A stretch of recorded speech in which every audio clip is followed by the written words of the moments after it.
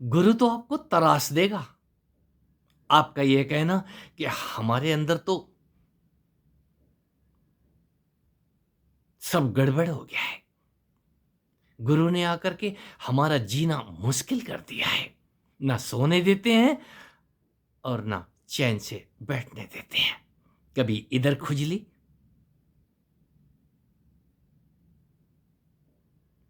बहुत कुछ होता है। होना ही चाहिए। गुरु उस मूर्त को बनाता है जो आपके अंदर, आप ही वो सोया हुआ पत्थर है, आप ही वो शिला है जिसको तराश के गुरु राम बनाता है, गुरु कृष्ण बनाता है, गुरु भगवान बनाता है, गुरु देवता बनाता है।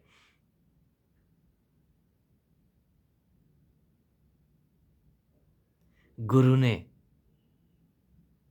हमें बदल के रख दिया। गुरु बदलने के लिए ही दरवाजे खटखटाता है। हम दरवाजा खोलते कहाँ हैं? हम बीमार पड़े हैं, आप ही चले आओ। और जब वो चल के जाता है तो आप अपनी बीमारियां दूर नहीं करवाते, सारे रिश्तेदारों को इकट्ठा कर लेते हैं। तुम भी चले आओ, हमारे घर आ गए ना गुरुजी, सबकी गरीबी दूर कर देंगे। छोटी छोटी चीजें मांगते हैं। बिटिया परीक्षा में पास हो जाए। 28 साल की हो गई है, ये 38 साल के हो गए हैं, इनकी शादी नहीं हो रही है। अरे कुछ तो कुछ तो दया करो अपने आप पे। उस गुरु पे दया मत करो, उस संत पे दया मत करो। वो संत आपके घर में आपकी बीमारियां दूर करने के लिए नहीं गया है। यदि वो संत है तो बीमारियां तो अपने आप दूर हो जाएंगी। यदि नहीं दूर हो रही हैं तो बीमारियां उपहार हैं, बीमारियां वरदान हैं। इन वरदानों को झेल लो। कोई 12 साल का सूखा, कोई राजा हरिश्चंद्र, सब कुछ दांव पे लगा देते हैं। आपने क्या दांव पे लगाया? महज चंद कदम चल के गए थे और वो तो दरवाजे तक आ गए। आपने गेट ही बंद कर लिया। कोई बात नहीं, वो तो आंखों के रास्ते उतर जाएगा। गुरु बिन ज्ञान कहाँ से पाऊं।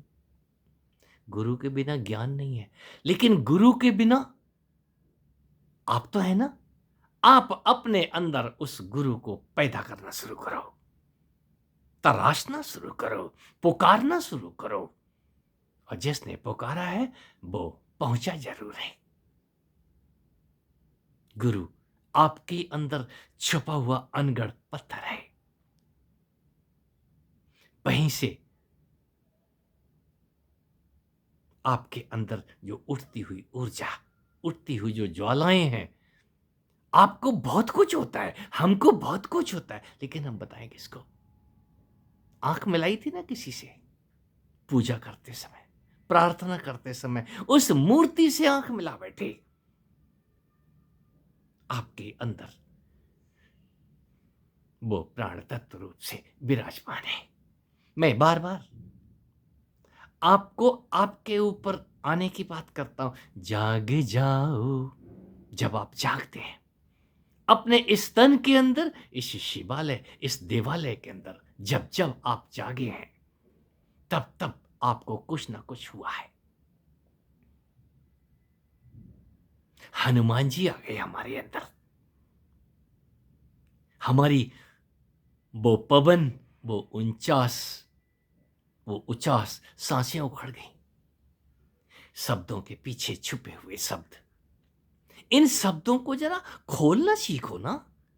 जिसने भी इन शब्दों की गुत्थियां खोली हैं, शब्दों को खोले बिना आपको दूसरा नहीं समझाएगा। दूसरा पंडित जी आकर के आपको शब्दों में उलझा देगा। इस मंत्र का अर्थ ये थोड़े है, इस मंत्र का इनको आग लगाओ। जितना भी इस दिमाग में ज्ञान का कूड़ा और कचरा आपने भर रखा है, यदि आपने नहीं निकाला तो दूसरा नहीं निकालेगा।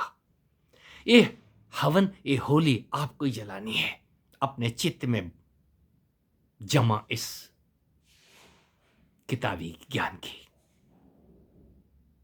शब्द, शब्दों में अर्थ है। कोई उस अर्थ को जानने के बाद उस धर्म को जानता है। और काम, तू पहले शब्दों से अर्थ जान ले। हर मंत्र के अंदर अर्थ छुपा हुआ है। पहले शब्द को खोलना सीखो। जब खोलोगे तो उसके अंदर से अर्थ निकलेगा, और अर्थ अनर्थ नहीं करेगा, आपको अर्थ समझाएगा। अर्थ जब समझ में आ जाए, अर्थ, अर्थ से धर्म की उत्पत्ति होती है। धर्म वही सत्य है। आपको मतलब तो समझ में आए। जब आपको मतलब समझ में आएगा तो मंत्र रटने की वस्तु नहीं है, जपने की वस्तु नहीं है। मंत्र में जो ऊर्जा है, आग है, खोल के देखो, और उस आग से अपना ये चित्त, ये घर रोशन करो। अर्थ से धर्म, धर्म को जान लेना आपके हाथ में है, दूसरा नहीं जनाएगा। दूसरा सिर्फ तरीका बताएगा, इसको खोल के देख, ये राम के अंदर रमा हुआ क्या है। यहां सब कुछ मरा हुआ है। तो मरा मरा भी करता चल, तब भी राम राम हो जाएगा। क्यों हो जाएगा? ये शब्दों के अर्थ अपने आप वो बुद्धि खोलना शुरू करती है, तभी आप धर्म, उस सत्य तक पहुंचते हैं। और जब सत्य तक पहुंचते हैं तो बीच में वो काम का डंडा आपकी समझ में नहीं आएगा। और जिसने काम को जाना है वो फिर मोक्ष की बात नहीं करता। जिसने काम को जान लिया वो किसी श्रीपीठ की तरफ इशारा नहीं करता कि आपके श्रीपीठ के अंदर मैं प्रवेश करने को आता हूं। किसकी श्रीपीठ? आपके ही अंदर लगा हुआ वो श्रीपीठ, आपके ही अंदर लगा हुआ वो देवारी देव का स्तंभ। काम अपने जब प्रकट रूप में होता है तो मैं उसी को ज्योतिर्मय शिवालय कहता हूं, ज्योतिर्लिंग कहता हूं।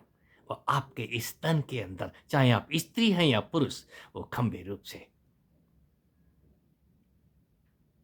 सबके नहीं होता, और जिनके हुआ है वो गवाही देते हैं, यस, मैं जीते जी शिवालय हूं, मैं जीते जी पार्वती हूं, जीते जी स्वयं शक्ति रूपा हूं। और जो उस काम को जान जाए, मोक्ष पूछने की जरूरत नहीं है। आप बंधे कहां पर हैं? अपने आप शिवालय से रूबरू होकर के देखें। और जो रूबरू हुआ है, जिसने उस महाकालेश्वर को, उस महाकाल को अपने अंदर उठता हुआ देखा है, वो किसी काल से नहीं डरता, वो स्वयं महाकाल है। और आप आज नहीं तो कल आपको जागना ही होगा। उसी महाकाल को अपने अंदर जगाने के लिए, प्रज्वलित करने के लिए इस दीप को जलाओ। काम का ये दिया काम का बेकार नहीं है। किसी भी अवस्था में आपको अपने अंदर से होकर के गुजरना ही होगा। और गुरु बाहर नहीं, आपके अंदर वही काम है, वही धर्म है, वही शब्द है, वही अर्थ है। मैंने गुरु को जाना है, मैंने गुरु को देखा है, और मैं तो कहीं था ही नहीं, मैं तो कहीं हूं ही नहीं। उस एक के अलावा यहां दूसरा नहीं है।